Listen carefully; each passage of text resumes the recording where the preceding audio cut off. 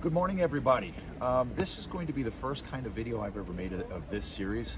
For those of you who might know me, and the off chance that you do, 99.9% of the videos that we produce are all about human rights or criminal justice reform in the United States. I have never made a video about pop culture before.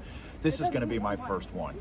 The reason I'm doing this is because Season 2 of The Young Royals just came out, and I've now watched the entire Season 1 probably 5 times, and I've seen Season 2 now twice. And yeah, we really need to talk about this. At this point, I've probably seen 10 to 12 reviews of Season 2 by some very entertaining YouTubers who I enjoy watching. And as much as I've enjoyed them, I think they're missing something really crucial. I think that Season 1 actually told us what was going to happen in Season 2. And I think that Season 2, at the very first scene, told us exactly what the theme of the season was about. And I think that the ending of Season 2 tells us exactly what's going to happen in Season 3. I happen to find the topic that they're after, the theme that they're after, very important, because it's something I deal with in my professional life. It's this concept of the illusion of power. Let's talk about it. Let me explain. In the off chance that you're not familiar with this series, and I mean the very off chance, let me very briefly describe the series to you. Effectively, this is about the royal family in Sweden, where one of the princes was allowed to go to public school. That didn't work out so well, got himself in some trouble, so he was sent to an elite school where all the upper class Swedish kids go. You know, the other members of the royal family, the sons and daughters of very, very wealthy business folks in Sweden.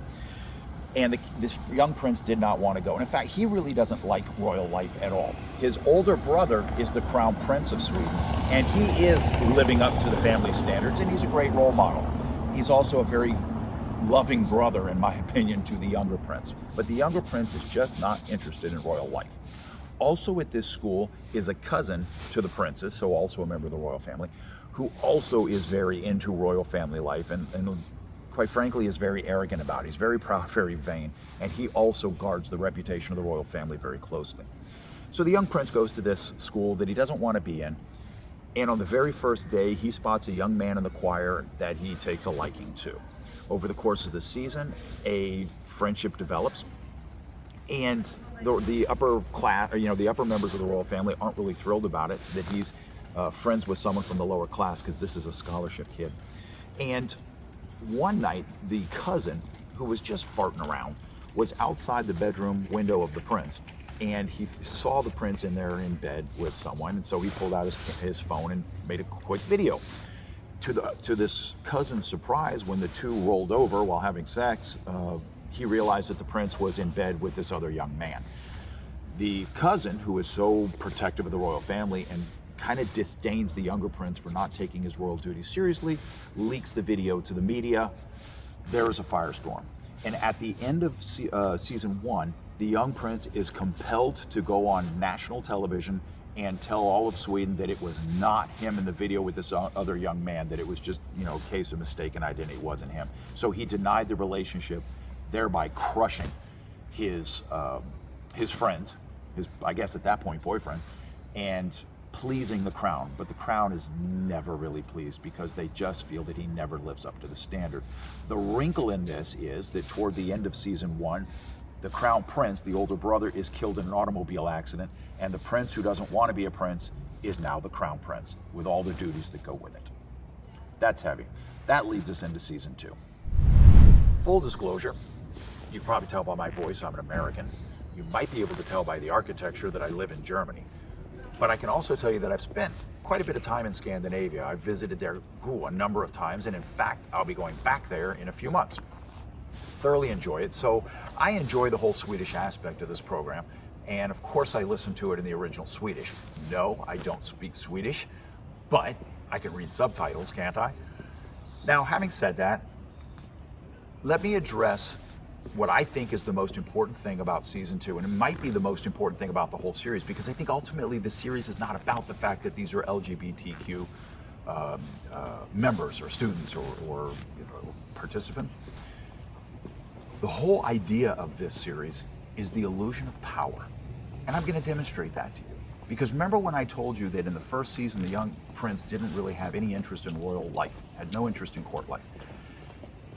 That is absolutely true, and you see it over and over again. However, when it was important to him, when it was important enough, he used his royal prerogatives to help his cousin. For instance, his cousin wasn't able to pay his tuition fees for a particular reason, and the young prince pulled some strings in order to make sure that his tuition was paid for. So there were times when the young prince knew how to use the court, but for the most part stayed away from it because he's not interested in power. Keep that in mind.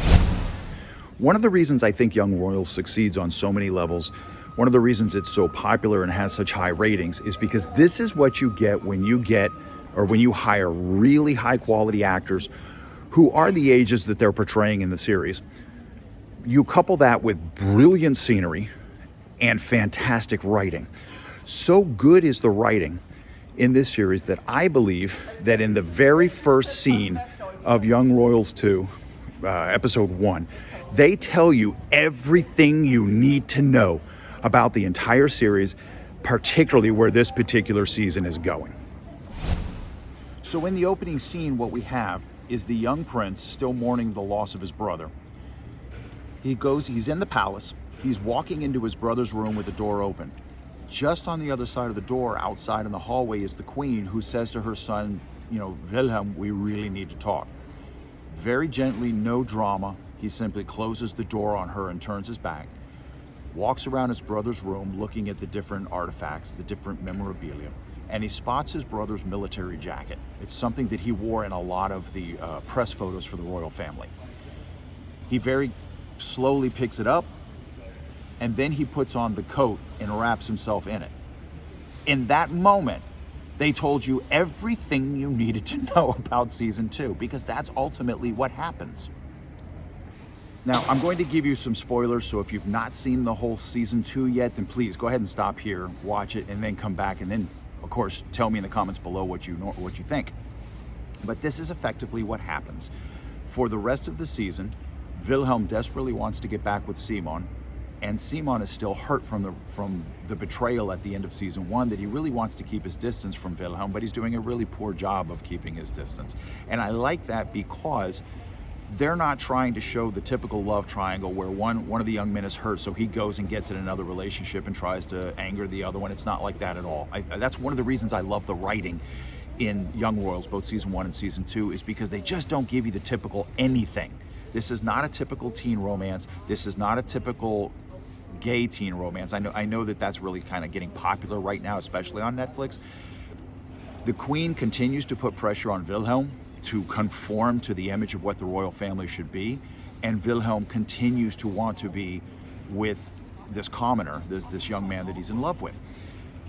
But Wilhelm is still so angry at what his cousin did by exposing him that Wilhelm does what I thought to be a very clever thing. Instead of trying to turn his cousin into the police, which he very easily could have done for what he did, for just directly confronting him, and making a big he doesn't do that. He very subtly takes away the two most important things to his cousin. He makes sure that he loses his position as prefect, and he makes sure that he loses his position as captain of the rowing team. But what's really important here is, in doing so, Wilhelm is taking away the power of his cousin. He is undermining it. And without even meaning to, he is playing the very game of politics that the royal family is trying to teach him. And I thought it was so brilliantly done. And in doing so, Wilhelm is attacking tradition, because that's how he gets his cousin to lose his positions. He does it by attacking tradition. The traditions that if his cousin doesn't uphold, he loses credibility with the classmates, he loses those positions. Wilhelm could have taught a masterclass on undermining his cousin through politics. Therein leads us up to the conclusion. Let's talk about that, because that proves everything. Okay, well, I wasn't able to finish the video on my lunch break, so I'm going to try to finish it here in my office and hope that nobody interrupts me. All my colleagues are at the other end of the building, so hopefully they won't feel the need to come to my office. So the climax of this series centers around a speech that the Crown Prince has been asked to give at the school, celebrating the tradition and the history of the school. I think it was the 100th anniversary of the school or something to that effect. And the Queen and her husband, who was a duke, would be in attendance. But the Queen didn't exactly trust Prince Wilhelm to give this speech. So she quietly had the hated cousin brought to the castle, and she explained to him that if the crown prince couldn't fulfill his royal duties, then it would fall to the cousin, because technically he would be next in line to the throne, and he should be prepared to give that exact same speech. Now, of course, that swelled the head of the hated cousin, because he wants desperately to be the king, where Wilhelm isn't necessarily interested in being the king. What I loved about the climax, what I loved about the directing, loved about the acting, and loved about the screenwriting, is that when I did not know until the very final second whether or not Wilhelm was going to give the speech or whether it was going to fall to the hated cousin. When the cousin stood up to walk to the podium to give the speech, you could see it burning inside the crown prince that I'm just not going to let this bastard get away with this. And so, against all of his personal wishes, I think, the crown prince stood up and walked out to the podium in place of the cousin. And as he was walking to the podium, he looked like he was a whooped puppy. He looked like he was doing something he really didn't want to be doing. Goes to the podium, starts to give the speech, and he starts talking about, we're here to uphold tradition and we're here to respect history. And then he paused, and you could see the fear in the queen's face, because she knew, as did we, that Wilhelm was going to go off script. And if you'll remember, at the end of season 1, Wilhelm denied that it was him in the video, in the sex tape with Simon. But here he looked directly at the camera crew and said, there are times that you need to challenge tradition. There are times you need to change the direction. Because if we don't challenge traditions, how do we evolve? And at that point, he admitted that it was him in the video and that he would no longer stand behind lies. And then he turned and looked at his boyfriend who was standing behind him with the choir, and he gave a smile that only a king could give. When he turned back around to face the camera crews again, it was no longer a scared, whooped puppy, crown prince. We were looking at the future king of Sweden. And he was standing with all the dignity and all the courage that you would want in your leader. And that is why I believe that, unfortunately, the season ended right there, stopped right there. We don't know what he said in the rest of the speech. My prediction is that he's going to say that I'm going to lead us into a different future. I'm going to represent all Swedes, gay and straight, male and female, young and old, those that are born in Sweden, those that have migrated here. Doesn't matter. I'm going to lead us into a world, and I'm going to put Sweden on the map as a country of tolerance and diversity. That is what I would do. That's what I think he's going to do. And me personally, I would love to see how an LGBT couple would in fact lead a country. I'm very eager to see how that plays out. Now, if you remember in the beginning, the first scene of the series when he put on his brother's coat and he closed the door on his mother, that is exactly what happened in the very last scene.